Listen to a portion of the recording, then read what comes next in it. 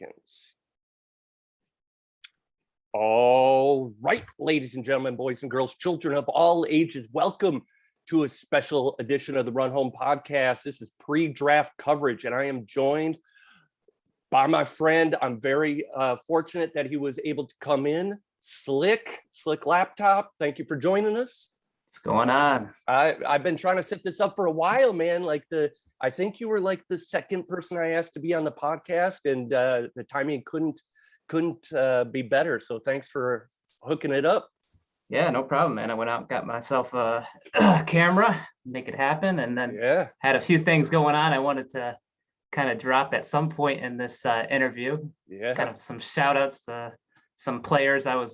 Some of my favorite players, met some milestones. I didn't want to jinx myself before coming really on the podcast. Oh, yeah. Okay. Yeah, we'll definitely jump into that because obviously, like I want to focus in on Tournament of Champions draft is starting tomorrow. I'm going to do some live coverage. I should acknowledge that I'm wearing my lucky bandana, but I'll explain why I'm wearing that in a little bit, because it's where I'm going to take exception with one of your theses about stadiums. But first, the reason that I asked you to be on initially is when I invested in CSFBL. I've been long time in the Classic League. I've been very motivated about redraft, but remake, I've gone from the bottom all the way up to the majors twice now. I have the Cleveland Indians. That's a league I really care about. When I made the investment, I was thinking about how we can make remake like this super premier place again, like it was way back in the day when I first started. And I just thought it'd be good for people because that's where I first encountered you years and years ago. Maybe tell us real quick about how you found CSFBL and then your first dealings in remake. Yeah, sure. CSFBL, I started around maybe September or October of 2001. So that was a good 20 years ago. Yeah. Yeah. You had to be here almost on day one. Just about. I mean, I predate. This was version 4.0 is, I guess, what Brian called it at the time in April 2002 when he upgraded to what we see now. Basically, there's been a number of additions to the game and changes since then. But the basic version 4.0 is what we're playing now. I was here before that. I was here with 3.0, and so yeah, it's been a long time. I remember I found CSFBL because I was searching a game called APBA Baseball, and that was an old, I guess it was a card game at some point. I know I've heard people talk about it. I've never played the card game, but it was an old like Windows 95 based game that I played that I really enjoyed as a kid, and I could never find it again. And so I was searching for it, and I kind of ran into CSFBL at the time, and hoping that they came up with a virtual version of the card game. Is that what you're saying? Is like or it actually was online at some point? No, I don't know that it was ever online. I never did. I never actually really found it, but I ran into CSFBL, and it kind of brought out some of the things that I really liked about a baseball simulation. I never got into fantasy baseball. It was too slow, or fantasy football even. It's just not really my thing. But in this type of setting with CSFBL, it's a lot more.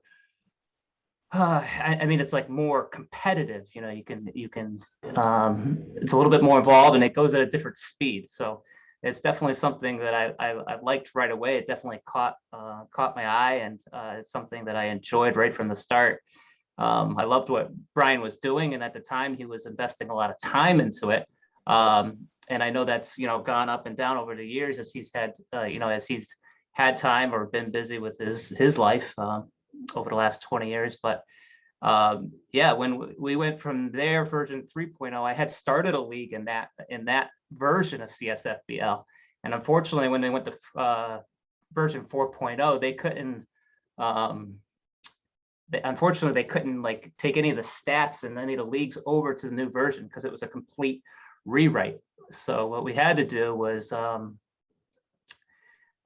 start over, and that's why we called it Remake. That's where the league came from, because it was a remake of the previous league that I had started. I never knew that story. That's cool. So that is how it started, and just Remake, no AAA, no AA. I think they came a year later. Yeah, a year or so later we did AAA Remake, because there was just so much demand for it, really, at the time. 24 teams wasn't enough. We kind of had like a little bit of a waiting list, and we talked about it, we thought about it, and we decided it was probably a good idea to kind of expand. A lot of people had an idea, or I don't know, I think they might have at the time had like some kind of I don't know what you call it, like a feeder league, if you will. And that's kind of what we based the idea with AAA Remake. And then another year or so later we did AA Remake. And so we've had the 3 leagues. It's largest community CSFBL has had for and the longest ever. Really. If you even, I mean, I know a lot of leagues started in the beginning, like New Beginning, and a lot of the other leagues started right around the same time, April 1st, 2002. But in all reality, a Remake actually predates that. So that's the coolest thing about Remake too is there was some dark days of activity where the Sims were struggling for like a couple of years, right? And activity was down, and a lot of those, like A New Beginning, League of Lords, a lot of those originals had to be saved. I was a placeholder in both of those leagues at one point just to get through the turn. Remake never had that issue. It certainly has ebbed and flowed with activity during those tougher times, but it always stayed alive because no matter what, somebody always stepped up and led that league. I thought that was one of the more impressive things is regardless of how fast or slow the game has gone, there's always been people that have been committed to that league and the history of it. Yeah, and that's Remake's always been my baby. I never I probably left CSFBL and maybe in the 2006, 2007, somewhere around there, maybe even a little bit earlier. I had I had started a second job. I was working like 80 hours a week. I was in the process of getting married for the first time, and it was a busy time in my life, and it took, like so many others, it took me away from CSFBL for a while.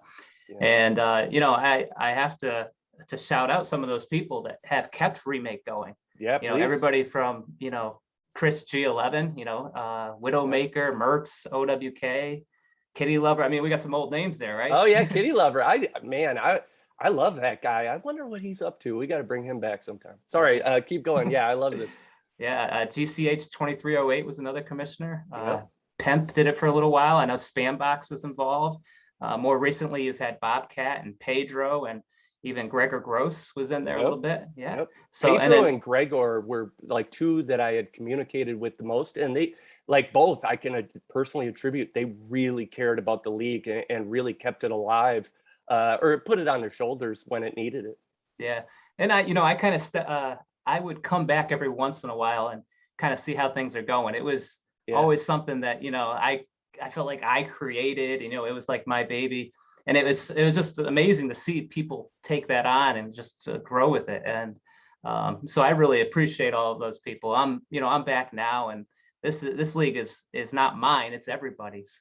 Everybody. There's just so many people throughout the CSFBL community that have gone through that league, even if they're not a part now. They've gone through it, and they know what Remake's about, and it's been part of their CSFBL experience. So. Yep. It'll always have a special place in my heart. I think we can all agree, though, 100% that the worst commissioner in Remake history was Pimp. I just want to make sure. I think we all agree on it. You don't even need to comment. It's pretty clear that he was terrible. He's a terrible owner. He's a terrible human, and I can't wait to see his demise in Remake. I'm joking, but well, now that we're all in the same division, right? This is a tough division. Talk about this division for a second. I mean, this is probably as tough of a division as I've ever been in my life.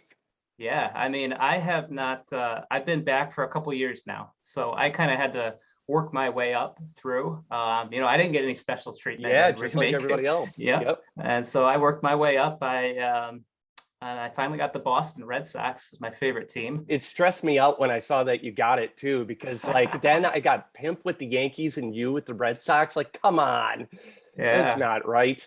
we got a couple other guys there in that group too. We got Demo and Grimm for the Tigers, and Yeah, I mean, Ninth Gate too. So I and mean Ninth that. Gate, ran AAA and AA, maybe even remake for a while. Like he was around. Demo, he is one of the higher ranked guys in the Tournament of Champions. Like that guy's Mhm. no joke, you know. So it's that is a tough division. Yeah, so that's going to be exciting. We got our own little Yeah. group Yeah. of death, if you will. Well, it makes me feel a little bit better because even though I want to get it out there because somebody talks some trash on me, I qualified for the Tournament of Champions. I had 7 World Series, so let's just get that out of everybody's head. It's just I thought that the worst thing that could ever happen in history is I don't think I would win Tournament of Champions. Too much talent there, but if I did, like people would kill me. Like it just wouldn't look good. So I just couldn't participate. So Well, I go think ahead. it would only make sense if franchise 4 took the entire tournament and won the championship. I mean, Franchise 4. as the oldest CSFBL member, you know. Yeah. Well, I am going to remain impartial, but you are in your bracket includes Pimp. And it actually is a very tough group. Let me just bring that up real quick because Yeah. on your side of it, it's you, JPax, Mhm. very active guy, Kohler, who been in leagues with him for years, and then Perry, who created Redraft, which this is essentially modeled after. And then on the other side is Pimp, the aforementioned Demo, Bobcat, who you just talked about, and then B Mikes, who I'm actually not very familiar with, but I have seen him rack up a couple World Series this year. Yeah, I've seen him around. Yeah, I mean, some people have called that the group of death. I know everybody wants to think that their particular draw is the worst, most yeah. difficult. They have Yeah. the best league, but yeah, I mean, and just the way it's set up, only one person can come out of each division, essentially. Yeah, So yeah. I'm in there with Perry and JPax and Demo, I think it was. Yeah, no, it's Kohler, JPax, you, and Perry. Kohler, that's right. Okay. Yep. Yeah, I mean, and the thing is, I think there is so much talent in these, in this 32 team tournament that I just don't know that how much claim the winner is going to have. I think there's going to be a lot of luck involved here. Oh, yeah. I mean, it's I'll be honest. Yeah. If I win the whole thing, there's no luck. I was clearly the best. Right? Yeah. You might change your narrative there. Now let's get the elephant out in the room here, because the funny part about this is you and I have been talking a lot. I know you've been talking with Clona a little bit too. You had a famous post about the equitability of how the league was decided, and I really do firmly 100% believe that for a 1 season sprint, you'll almost have to do some version of this. But your problem with it was, Perry, who invented Redraft, is in your division, which I think is hilarious, because one of your knocks was that the people in Redraft might actually have a decided advantage because they're more used to this format. Am I misquoting you? Well, or no, maybe... my biggest issue, and I joked with Clone about this, was that with the stadium thing, I think more people, because I was away from the game for so long, I think my name isn't necessarily out there as somebody everybody knows and might know of. But I think more people, I joke with Clone, I think more people know me from the stadium post with Tournament of Champions than they do, for Remake or anything else. But so my issue isn't so much with Perry, or with Perry or anybody else that's associated with Redraft. I mean, because of the format, that's just going to be a natural advantage for them. They've been through a number of drafts. They know how to adjust mid-draft. And I think, honestly, that is going to be something that the winner of this tournament is really going to shine, is because they're going to be the ones that were able to go through the draft and zig when everybody else was zagging. That's know what I mean? true. I agree with that 100%. Yep. So I'm going in with an idea of what I want to do with the draft. And I think it might be different than a lot of people are doing, but I'm going to have to go on the fly, whatever. I'm going to watch carefully and see how people are drafting. And I'm going to try to adjust accordingly, regardless of whatever experience Perry or anybody else might have. I'll just have to bring my A game. So that wasn't really my big issue, though. Yeah. So, but I did want to kind of prod a little bit, because I'm hoping that we get this out before that draft starts, because I was going to give a couple pieces of advice to anybody that listens from my own experience in redraft, because I've been there since the first season. But I also I wore this specifically because of the stadium post, because right now I actually finished first in the division over Clone, who's, in my opinion, the greatest of all time. And then Rent, who is one of the best of all time, because he does better analysis than anybody. And Jar, who I think all around and historically might have won more than 95% of people. But I came in first, and right now I'm up 3-2 on Rent. And so I'm wearing my Gamblers gear, because my team is the Omaha Gamblers. This is Green Bay. That's before we moved the franchise. So I'm wearing this for luck. But I wanted to point out, and I pointed this out to you on Discord too, is you are right. A lot of people max their stadiums right now. When we first started, people were minimizing their stadiums. And now, but right now, my stadium's a tweener. It's a little bit on the smaller side, but it's definitely not minimized, because I zigged where everybody's at. And I think that's to your point, is this season I came in with like this thesis that if everybody was maxing out, that I was going to have talent. There's going to be a lot more talent that I could probably get that would, comport to a smaller park. And I think what you just said is the most important part, because you only have 8 people drafting. So regardless, everybody's coming away with a group of all-stars.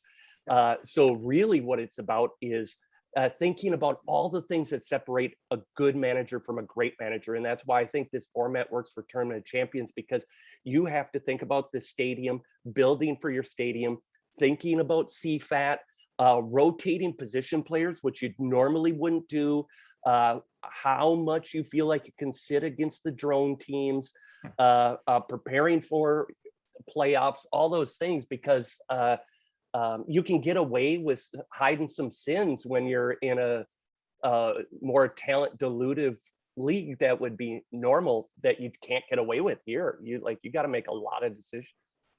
Yeah.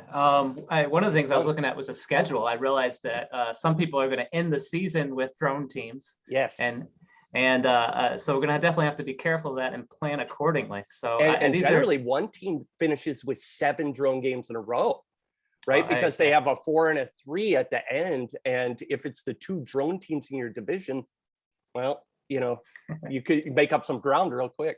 Yeah, you could. So I'll definitely have to keep an eye on that and be careful. I mean, this is it's going to be an interesting experience. There's definitely a lot of thoughts going through my mind about how I want to manage that and whatnot. But my concern overall with the stadiums was one, I just didn't think it was realistic. I think that having a stadium that's 330 or whatever the min is, the minimum 280, I think it is down the lines, but just having like a minimum stadium or a maximum stadium, it's not realistic. 2, it adds a different variable to what we're trying to do. I mean, I kind of got the idea that, Tournament Champions would try to have some kind of CSFBL champion, which is a great idea. And the redraft format, I think, works really well for doing that and what we're trying to do here. But I just think that people in redraft and maybe other settings too, I'm not sure. I personally had no experience really with playing with stadium sizes. So that, that worried me and it bothered me a little bit. When you're controlling for all these other variables, there's not going to be any trades, there's no free agency, there's no draft during the season. Yeah. You're controlling for everything. All you're doing is determining a champion based on how you draft in the initial draft and how you manage those players. I thought that maybe, it would make sense to have everybody have the same stadium size and manage like that.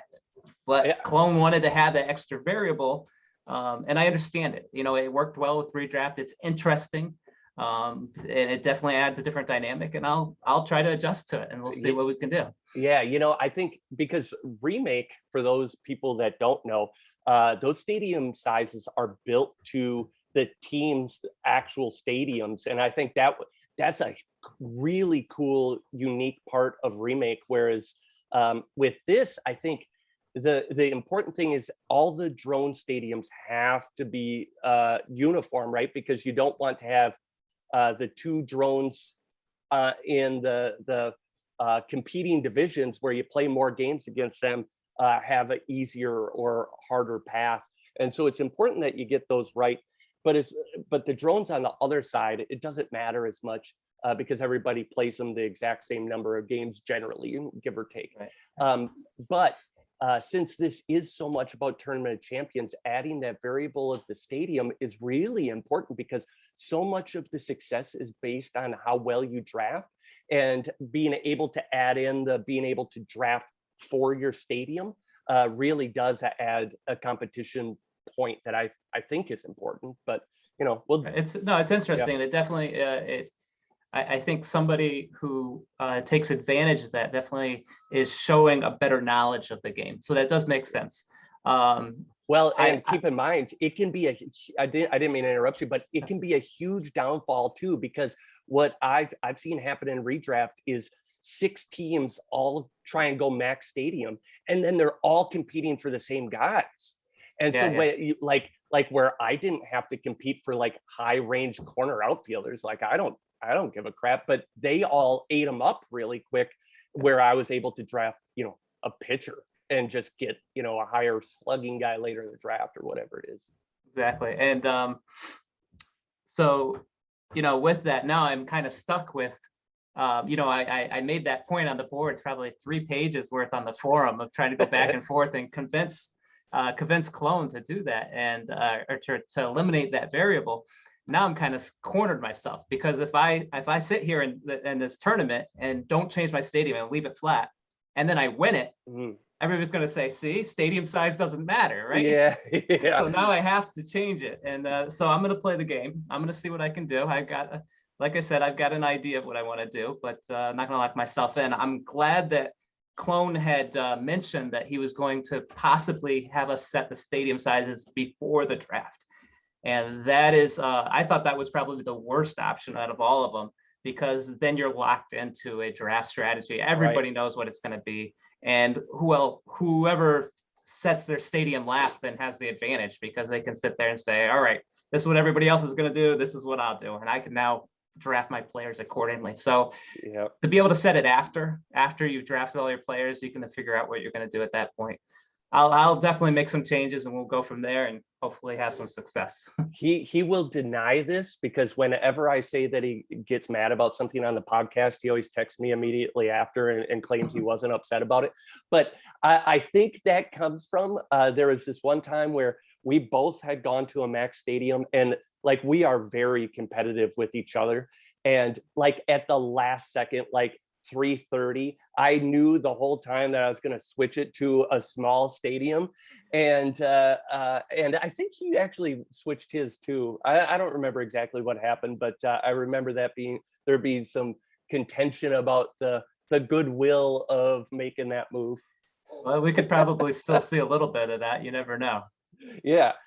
So I'm excited. I think I'm going to have more fun being a spectator, because I'm going to try over time, because we have some of the best, most active people in the game competing here, to create some storylines and do some live stuff, and hopefully a World Series game or two, actually bring the two people on a Zoom call and watch it, like screen share and watch it live. I think it would be incredible. So I hope That would be a lot of fun. Yeah.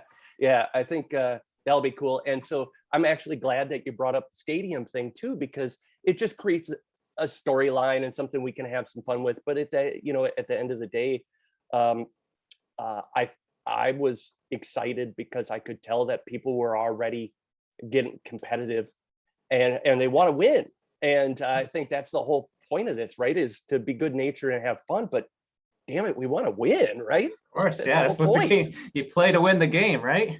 That's right. Yeah. So that's good. So the draft is tomorrow.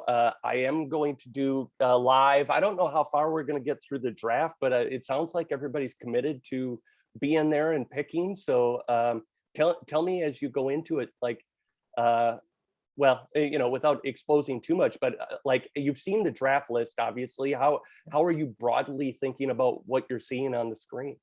Well, I mentioned in the Discord chat today that there's a tremendous lack of speed, which kind of surprised me. I saw that too. Yeah, and our player, I think there was one what I would call draftable player with a speed over 90. And there's a Very lot of unusual. Yeah, I'm not sure how that I don't even know how these leagues were generated, but it's definitely interesting. Yeah, they were totally randomized leagues. And sorry to the interesting thing about redraft is when we first started that league, there was only one first round pitcher. Now there's 6, right? So like it ebbs and flows. And so the draft changes every year. And right now that league's going through just a horrendous drought of speed as well. So I think it's just dumb luck, but who knows? Yeah. And I feel like there's a lot of slugging as well. A lot of 90 plus elite sluggers. So it'll be interesting to see how that works. Maybe somebody will grab a bunch of those and do a small stadium and see what happens. Yeah. You never know. Then I think we also have probably more pitching than signed. I heard some of the leagues complaining. I didn't look closely at theirs, but I've heard them complain that maybe there's not as much pitching around. So we've got some pitching, and I heard someone say that might favor Pimp. We'll see. Personally, I mean my forte, and I'll throw this right out there, is hitters. I can evaluate hitting very well. I have a little bit of trouble with pitching. I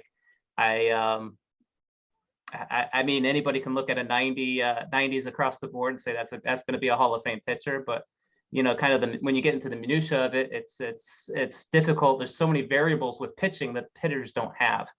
Yep.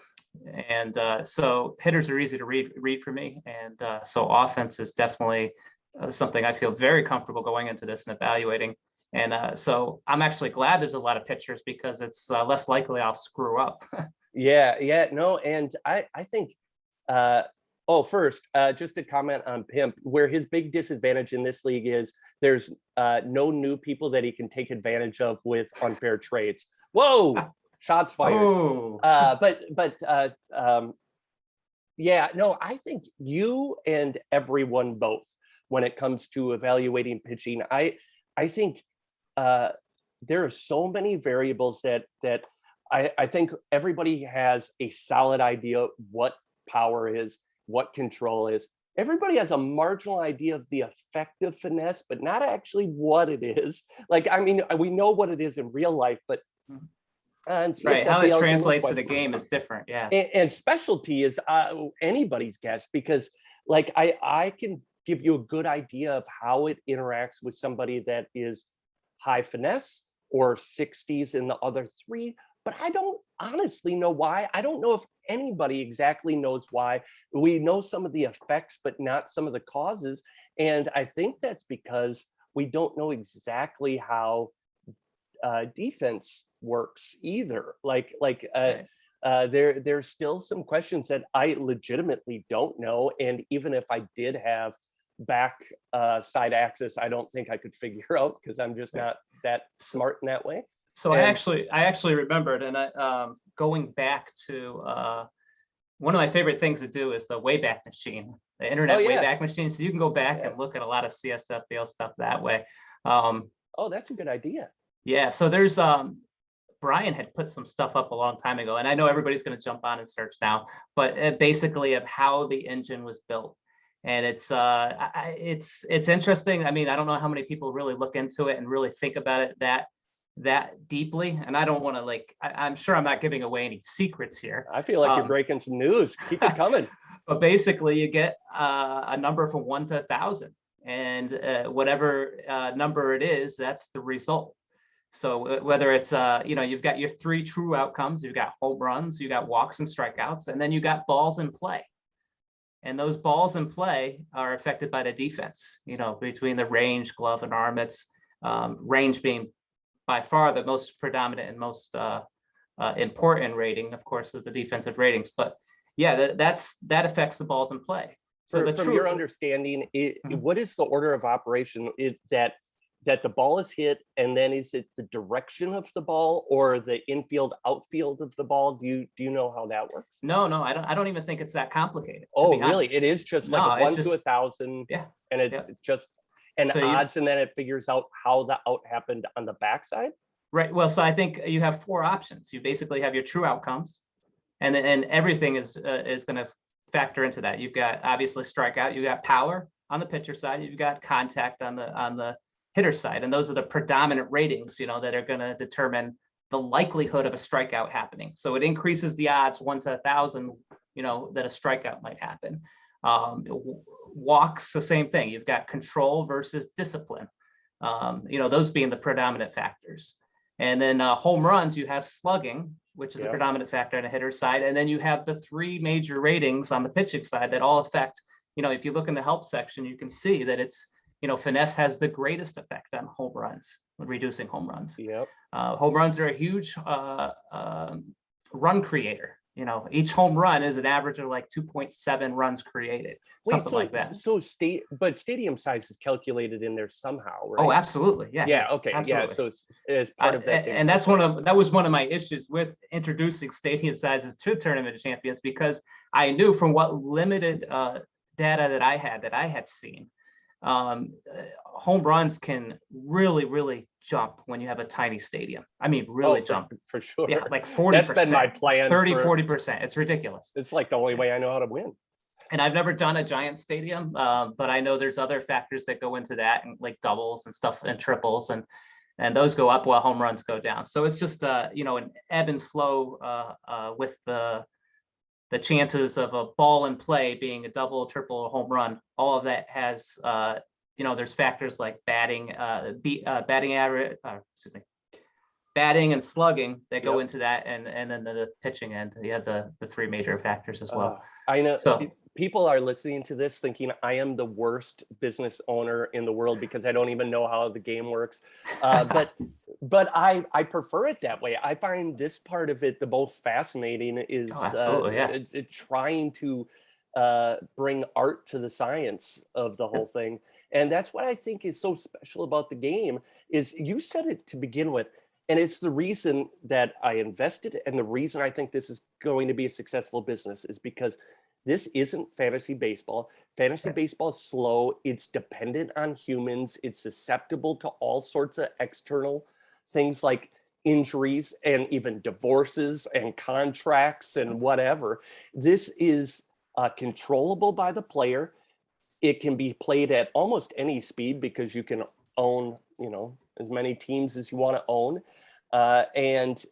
So it's not fantasy sports. It's not real sports. It's simulated sports. And I think for people like us that like the card game you're talking about, or what I used to do where I would simulate the season of Ken Griffey Jr. or Earl Weaver baseball or Madden and focus on the GM side of it. But then it's not fantasy where all these guys are playing in 12 different games and you're combining it for a score. That's stupid compared to what we get to do. We actually get to play the game. And I think that's why this is going to be, really successful, assuming that we can get the product tight and right. Yeah, absolutely. And you don't have an off season either, not in CSF. That's right. Yeah. And you can be at home while you do it. Like it's weatherproof. It's time proof, but it's not jinx proof. The jinx is real. Absolutely. The Yes. jinx is proof. Oh, I was gonna get you on record there. You do believe in the forum jinx? I do. Okay, yeah, I do too. Good. Anybody that says that they don't believe in the jinx doesn't believe in science and data. So absolutely, the data is definitely there to prove it, and that was one of the reasons, aside from not having a webcam yet, because I never really did anything like this. But one of the major reasons why I didn't want to talk yet was because I wanted to bring something up. okay, yep, I had in AA Remake. I've had a team there for a few years. Actually, when I came back, I took a team called the Hartford Yard Goats, and I took that team on. And early on, I traded for a player by the name of Jacob Gesse. That's Giese. Jacob I'd have Gesse. to look this up while you're talking about it. Yeah. So I got him, and I evaluated him pretty well. As a pitcher, he was basically a control specialty pitcher. I think he had like 96 or 97 in both. Those are always interesting guys. Oh yeah, and they can go deep in games. They can do they can pitch. They can start 40 a year, and they can go 137, 137 or 147 in your playoffs. Those are good pitchers usually. His finesse was somewhere around 68, 70, and he had low power. So I love those type of pitchers. They're extreme. Well, not extreme. He's pretty much a ground ball pitcher, and he's worked really, really well for me. That's one of the things that King Rat and I had this big rivalry really? back when he was in Remake, and he had a pitcher by the name of Terrence King, and he wanted. He was always saying it was a big competition, and they faced off several times in the playoffs. They during the regular season, and he was always saying that Terrence King was better. And but this guy is the GOAT, and he was looking to pass the all-time. The GOAT on the goats. Yes, absolutely. And he actually just passed number one wins all time in the league. 404 wins. Yeah, for franchise 4. Wow, what a crazy play. Wait, so did you trade for this guy? I traded for him back in the 21-20s. I got him from Trenton. 21-21, Yeah. From Trenton. Okay. And then you got him, and it looked like he just started throwing Cy Young seasons immediately. Oh, yeah. And then what I did was I actually went through a rebuild, and I talked to CK, Clayton Kershaw, and he owns Mississippi. And you'll see that I traded him to Mississippi for a few years, and then I got him back. So he's my favorite player of all time. Hey, now, how are you owning a AA team and a remake team when we just took my AAA team away from me? All right. Well, so this is how remake works. Okay. I founded it, and I'll do what I want. Well, no. That's not how I joke. It's a democracy now. I learned early on that you got to have a lot of good people around you to make things work. You can't just run it like a king or whatever. Yep. So basically, obviously, the ultimate goal is to be an MLB remake. And so that's the way you kind of move up from AA to AAA into MLB Remake. Yes. And you kind of move up somewhat by seniority, some by, there's a lot of different factors, contribution to the league, championships, the better owners are generally going to get moved up. And so you've got a pretty good crew in MLB Remake now, and it's nice to see. The whole site's coming alive, so we're getting more people in. But basically, we've allowed people for some time to be dual owners in AA and AAA. But you can't be a dual owner in MLB and AAA because there's somebody that can move up and take that spot. You're holding somebody's spot. Yep. The purpose of people being dual owners in AA is to keep the league going. Really, you don't want to mentor people, right? Like that's an important mentor. Absolutely. Team. Yeah. That's one of the things that we really like about Remake. We've had people come in. I have, as many championships as I've won since I came back, and I've only had a few teams. I've won 14 championships, but I think my biggest, aside from Gesse, seeing him get 400 wins, and that's been a great accomplishment for him, and I definitely have a special place in my heart for him. One of my biggest things that I really enjoy about the game and about being a mentor league is seeing I've taken several owners on and just talked with them for hours about how the game works and why this works, but this doesn't work, and how you need to build a team and what you need to do at different points and how to set your allocations. There's so many things about the game, little tiny things that make a big difference and set apart the veterans from somebody who's brand new to the site. Yep. And you want to protect those people, because you don't want to. I mean, I could sit here and take advantage of all of them if I wanted to, and trade rape all of them and have, go 150-10 and win the championship every year in AA Remake. What good does that do? They're going to be turned off in the game. It doesn't. It really doesn't.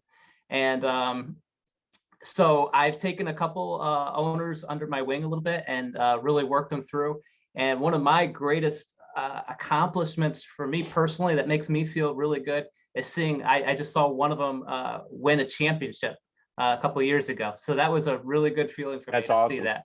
You kind of, you see all the hard work and you see them struggling for season after season, and then they can finally put it together, at least partly to, the things that I helped them out with. So, and seeing them do that, because I've had that happen too, where you see them key in on something and it's like, oh yeah, that's awesome.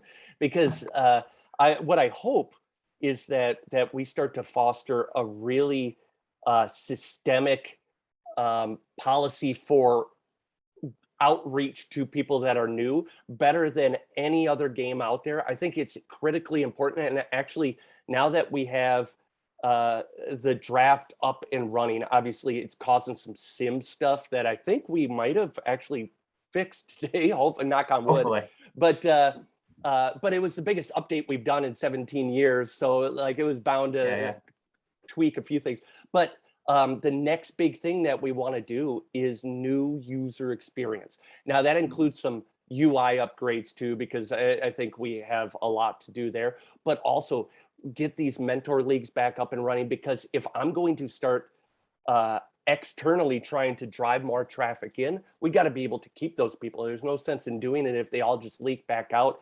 And it's really important that we have people that are willing to just help people. They don't have to give them all the answers. Just don't destroy them, and give them a few answers so that they can feel like they're figuring it out and having a little bit of early success and just getting comfortable, and have a place to go to, and have good help pages, and have videos that teach you how to play, all those things that we haven't done a great job with in the past.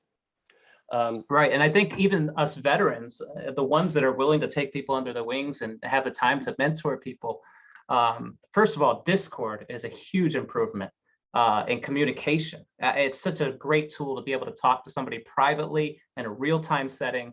You even get my picture. You could see, kind of put a face to a name. I mean, it's really good. I can't speak highly enough of Discord for that. That's awesome. Yeah, I knew that a lot of people were using Discord, and Clone and I talked about it early on because we were trying to figure out a way, like we weren't going to reinvent the forums, but we wanted to have some easier way to communicate. I brought up Discord because I had seen it in like Clash of Clans and some of those type games.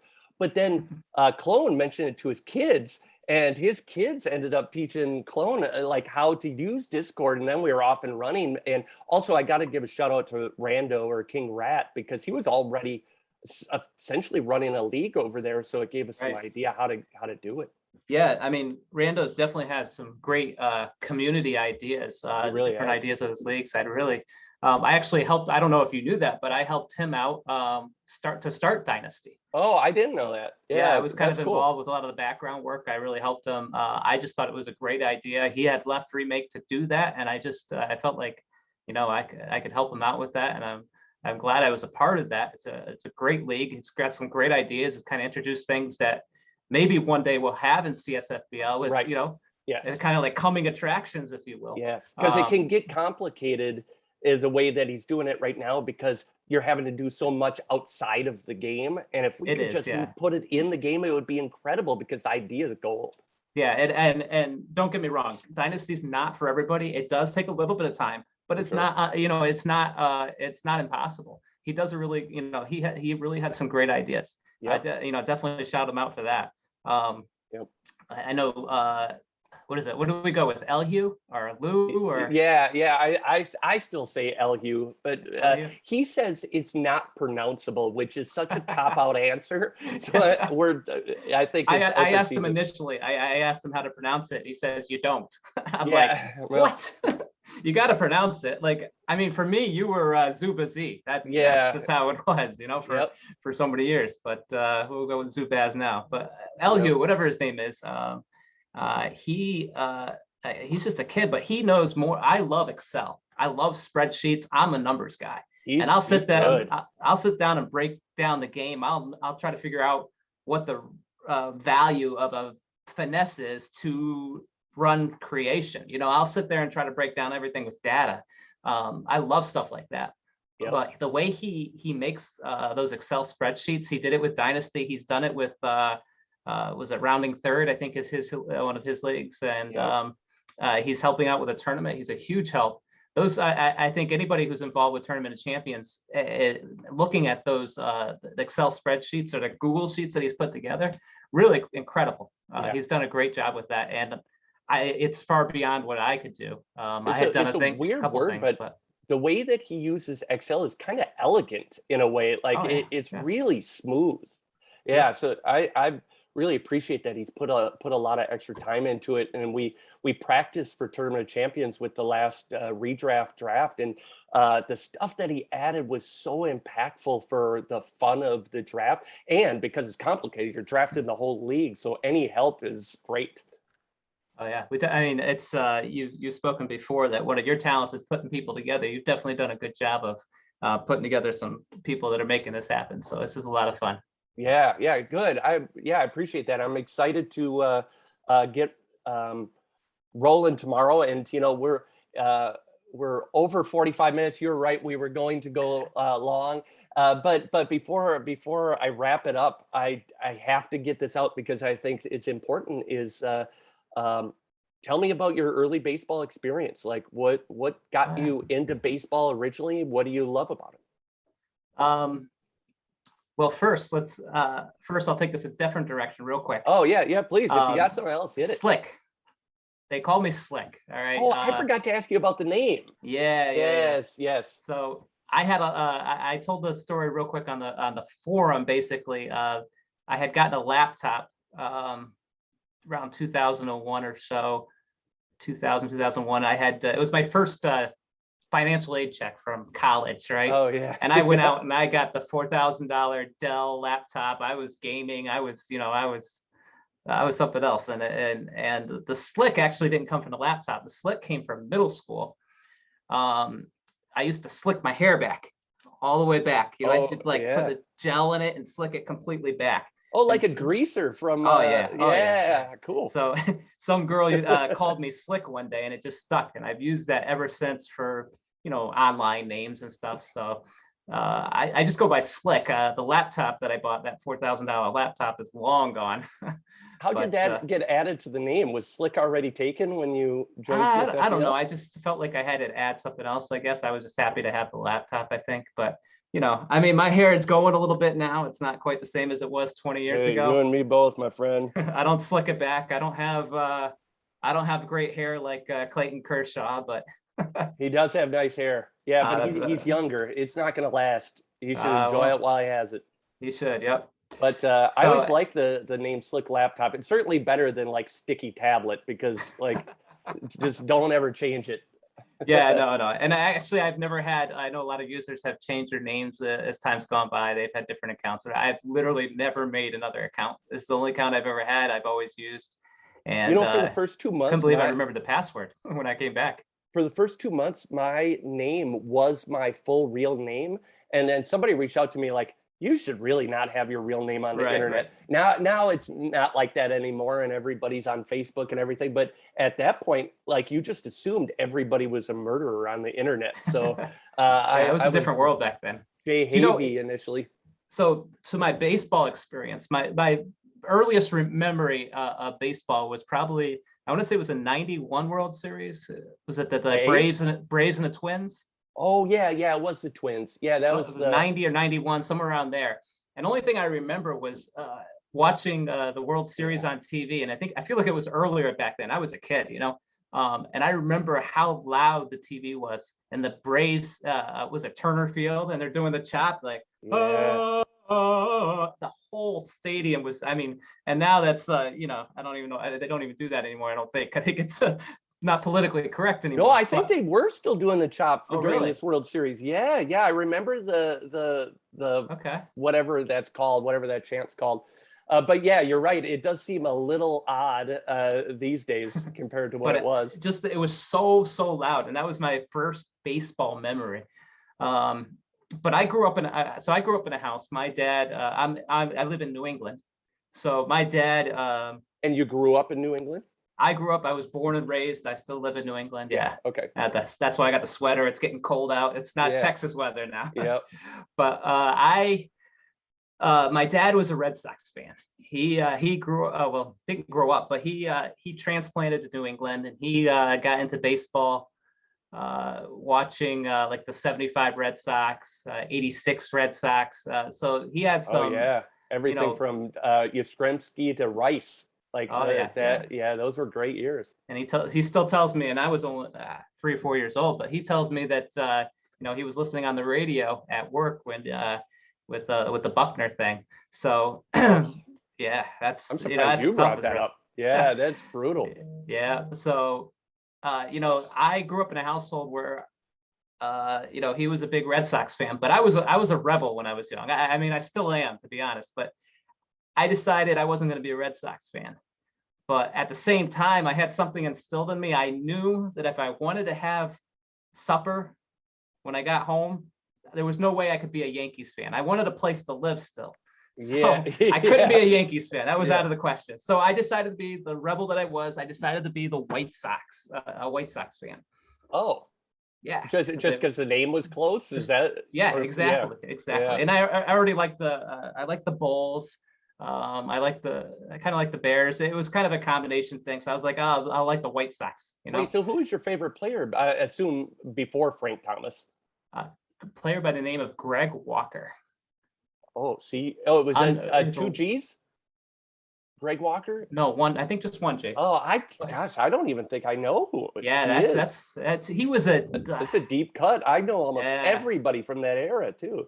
Yeah, he was a first baseman. I don't know. I think he had a little bit of crossover with Frank Thomas, because Frank Thomas was much more of a DH. But Greg Walker, he wasn't that good actually. I just picked his because he was one of the first baseball cards I had. It was a guy that I just liked. I think he ended up being a first base coach or something. He was never any good, but that was just the guy I liked. You know what's funny is obviously I was a Brewers fan growing up in Wisconsin, Robin Yount all the way. But interestingly, my favorite player for an extended period of time was a Red Sox for no reason other than I just heard him in an interview and I was just like, I like that guy. And it was a guy named Mike Greenwell. Do you remember him? Yep. And I just fell in love with that guy. And I created like this shrine to Mike Greenwell where I had like the little, whatever those things were before bobbleheads, where they were just like little figurines and his baseball cards and everything. And he didn't turn out that great either. I remember there was a lot of promise for him for a while. Yeah, I think he fell a little bit short of his potential, shall we say. But, yeah. So, but all of that said, I was a White Sox fan. And I actually, when I started CSFBL in 2001, I was still a White Sox fan. In fact, I named my franchise Chicago something or another. I don't remember what it was. But when 2003 hit, and I was a White Sox fan, but I grew up a Yankee hater. Yeah. I hated the Yankees. Okay. Yeah. I still do.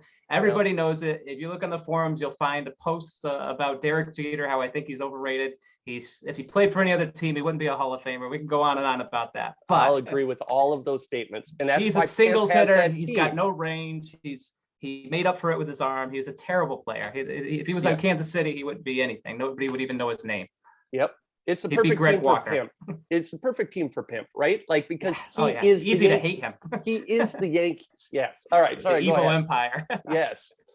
All right. So right around, that was 2003, right? The Yankees beat the Red Sox in Game 7 of the ALCS. Yep. You had Tim Wakefield on the mound, and the 12th inning, I think it was, and you had Aaron effing Boone Yep, hit I that home remember. run, and I cried. I cried. I And couldn't believe it. that was the night I became a Red Sox fan. That Oh, was the really? night. Yeah. Well, good timing, because it sure they and Oh yeah. for them to come back that following year was the most perfect way to do that, and the Yankees deserve that so badly to be the first team to have that happen to, and it just was And you, just so crazy. Brian is a Yankees fan, right? Oh yeah, Okay. we don't talk about it much, No, but yeah. I mean, not everybody, can't be At perfect, least he is a fan of like the Thurman Munson type Yankees, because Okay, fair enough. I can respect like Thurman Munson, because if he was talking about Jeter all the time, I don't know if we'd be in business together. So way back in the day that we had a picnic, a CSFBL picnic, Oh, that's and right. Yeah, I a heard bunch of about us that. were there. I think OWK was there. I was there with Brian, In his New wife, York, right?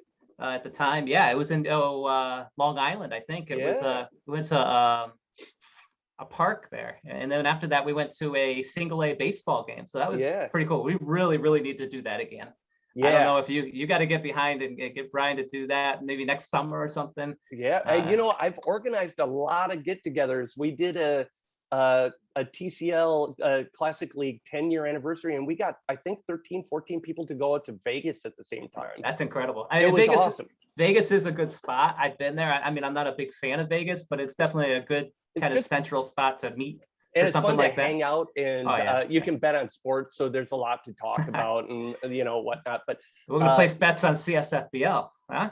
See, now you're getting into where my head is long term, right? Because like, how cool would it be? Like, if you like fantasy baseball, there's no reason we couldn't do fantasy versions of CSFBL. Like, we can make games within the game, and Certainly. There's so much we can add to this thing. It's going to be incredible. So yeah. Anyways, please. Brian and I actually, I think a year later after the picnic, we ended up going to a Red Sox Yankee game. I had gotten 2 tickets. I called him up. I said, "Oh, that was you." That was me. I knew he went with somebody, and there's a post about it way back somewhere. I was trying to find it earlier. I couldn't find it, but yeah. Was it just you two? Yeah. That's awesome. I remember reading that. That was the first time I had ever heard of people meeting up, and it actually led to me meeting with a guy named Aztecs. I don't know if you know who he is, but he happened to live in Wisconsin as well. So we met for the first time, and that kind of broke down the walls. And then next I met D. Lemke and Clone, and Aztecs and I got together as a foursome, and and then it just evolved from there. And like now, a lot of my best friends are made through this game. Yeah, I've met a few people. I met one kid in Florida. I can't remember his name. This is years ago. But I met and mentored this one guy named Broxton. Oh, famous. Remember Broxton. him? Yeah. And so I mentored him. We went to Hooters. I don't know if you have any of those. First time at a Hooters. I was probably like 20 years old, 21 maybe.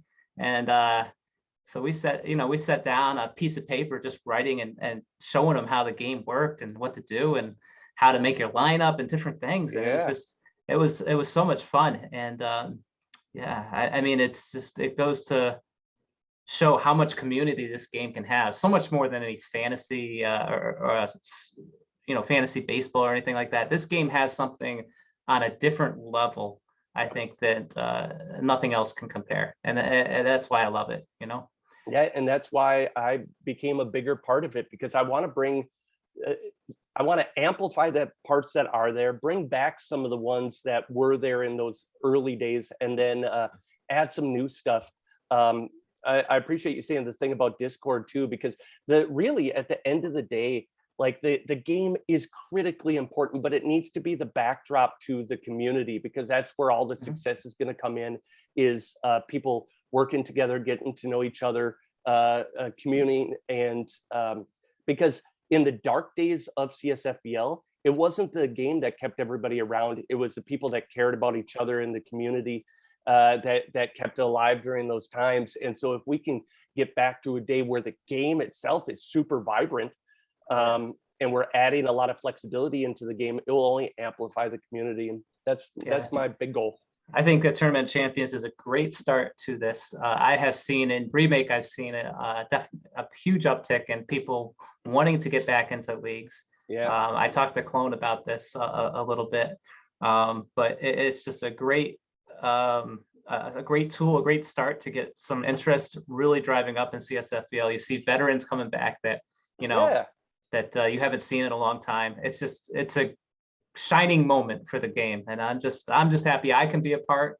I'm glad that you were able to invest and be a part. So a special thanks to you for helping make this great game great. Absolutely, from the bottom of my heart, thank you to Brian. You don't know. I mean, if he was to sit down and think how many people's lives he's touched with a simple game that he probably sat down and just thought about and created piece by piece and put the code together to make that. I talk about how the game is made and some of the theories I have and how it works and everything. And I've always thought about doing something like that. I don't have the programming skills. I don't have that type of background. He did. He put it together. It's just an amazing product, and I think the community around it is it's going to grow. It's just an amazing thing, and I'm just so glad to be a part of it. Dude, that's awesome. We're going to leave it right there. That is perfectly said, and you're exactly right. Brian's made something 20 years ago that's still enduring in the same basic version today, and exactly what we're going to build on into the future, because it was born.